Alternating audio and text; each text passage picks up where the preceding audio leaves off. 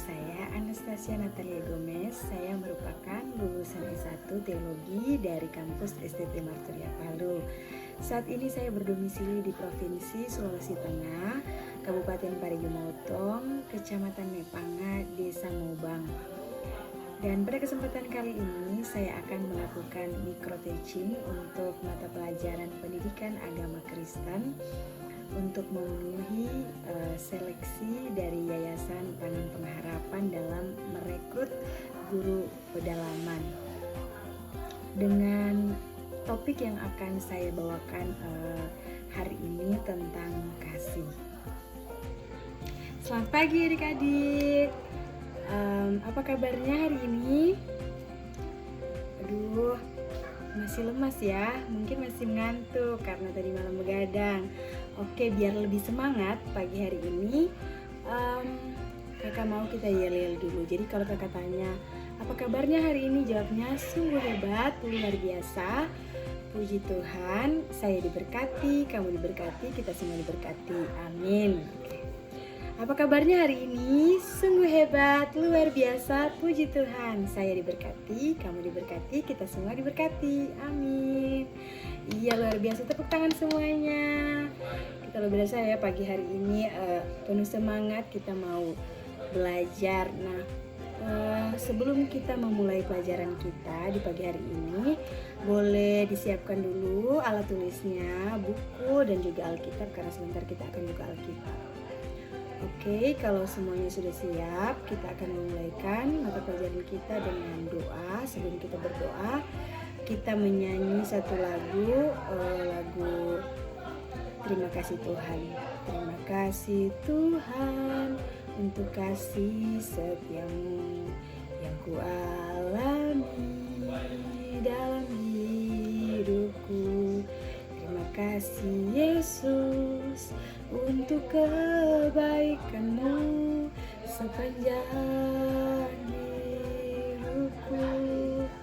Terima kasih Yesusku buat anugerah yang kau beri, sebab hari ini Tuhan adakan syukur bagiku. Ya, mari kita satu dalam doa, kita berdoa.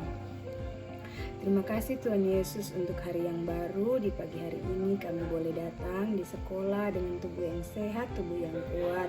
Dan saat ini kami mau pakai tubuh kami Tuhan untuk belajar pendidikan agama Kristen. Tuhan kiranya menolong semua kami, anak-anak dan juga guru yang akan mengajar dan anak-anak yang akan diajar, sehingga kami boleh benar-benar dapat mengerti apa yang akan menjadi pembelajaran kita di hari ini. Terima kasih Tuhan Yesus, ini doa kami dalam nama Tuhan Yesus kami sudah berdoa. Amin. Ya, amin. Oke, sebelum kita mulai kelas, kakak akan bacakan tujuan pembelajaran kita saat ini. Jadi tujuan pembelajaran kita saat ini untuk belajar apa arti kasih, yang kedua bagaimana ciri-ciri kasih, dan yang terakhir bagaimana melakukan kasih di dalam kehidupan kita sehari-hari. Oke, baik, kalau dengar kata kasih, K-A-S-I-H, kasih, apa yang kalian pikirkan? Cinta, oke. Sayang, oke. Baik. Mengasihi, ya. Oke, benar ya semuanya. Pendapatnya luar biasa. Kalau dengar kata kasih, ada hubungannya dengan sayang, dengan cinta, ada mengasihi. Ya, jadi ternyata adik-adik sudah tahu tentang kasih, tetapi pagi ini kita mau belajar lebih luas lagi apa itu kasih dan bagaimana melakukan kasih di dalam kehidupan kita. Oke, tadi adik-adik sudah kasih pendapat ya tentang apa itu kasih. kasih, ada yang bilang kasih itu sayang, kasih itu cinta, kasih itu mengasihi. Iya, hebat-hebat ya pendapatnya itu, semuanya benar. Tapi sekarang kita akan belajar apa itu pengertian dari kasih. Nah, jadi kasih itu merupakan perasaan sayang yang dilakukan lewat tindakan. Nah, contohnya dengan menolong teman, terus menghormati orang tua, tidak menyakiti orang lain. Jadi kasih itu tidak hanya diungkapkan dengan kata-kata. Contohnya tidak hanya dibilang aku sayang kamu, aku cinta kamu, tapi ada tindakannya ya, ada perbuatannya. Nah, sekarang coba kakak kasih contoh. Menurut kalian ya, pada saat kita bilang aku sayang kamu tapi dia dalam kesusahan terus kita tidak peduli, kira-kira itu kasih atau tidak?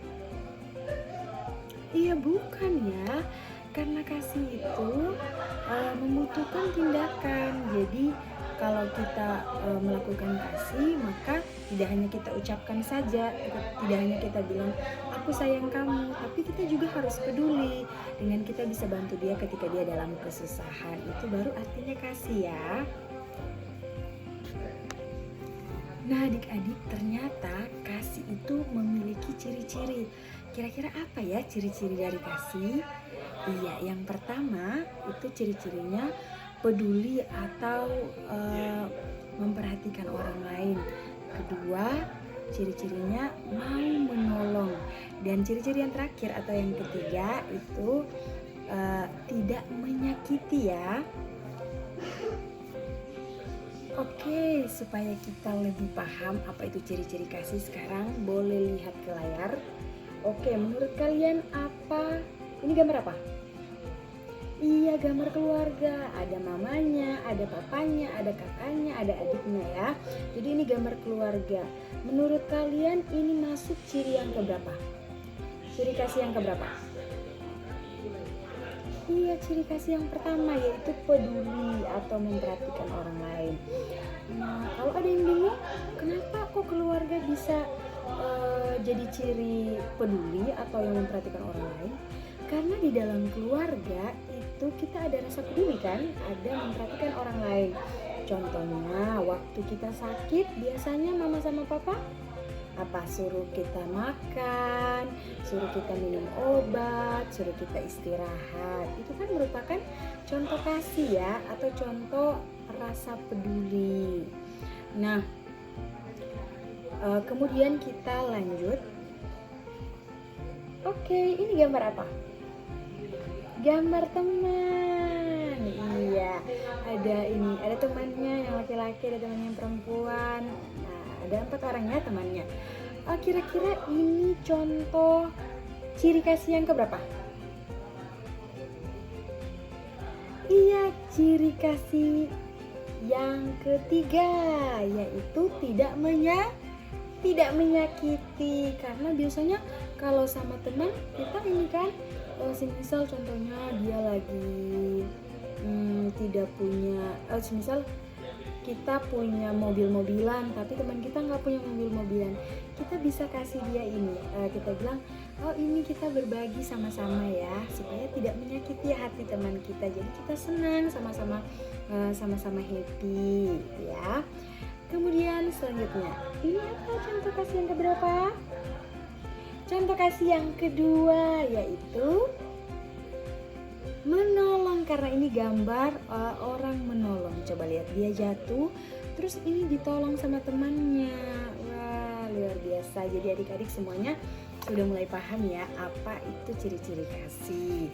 Oke, jadi lewat gambar yang sudah kita lihat tadi, buktikan ya bahwa kasih itu memang memerlukan tindakan atau memerlukan perbuatan. Jadi tidak hanya kita ucap tapi ada tindakannya. Ingat ya, kalau kasih itu dia harus ada tindakannya atau harus ada perbuatannya, sehingga tidak hanya diucapkan aku sayang kamu, tapi ada sikap pedulinya terhadap orang lain.